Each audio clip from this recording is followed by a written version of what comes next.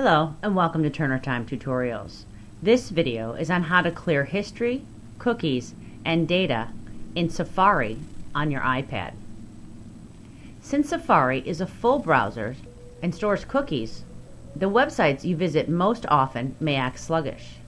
Clearing the history and then clearing cookies and data will help you to speed things back up. So to do this, we're going to start by tapping Settings. I'm going to tap the Settings icon.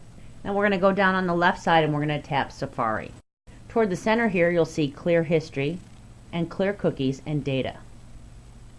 So first we're going to tap Clear History, and you're going to get a message from your iPad that says, are you sure that you want to clear the history? This cannot be undone. I'm going to tap Clear, and it's going to clear out my history.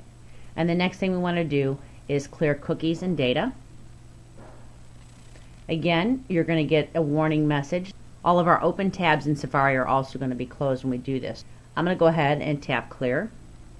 My history and cookies have both been cleared, and you can tell that these items are now grayed out on my iPad. So those mean that those are not available for use right now. So once I go back in and use Safari again and visit some different websites, options will become available.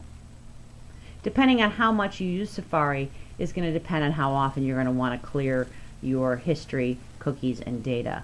I do mine once about every month. Clearing your history, cookies, and data will help ensure that Safari runs quickly and efficiently. If you have any questions, please email info@getturnertime.com. Thanks for watching and have a productive day.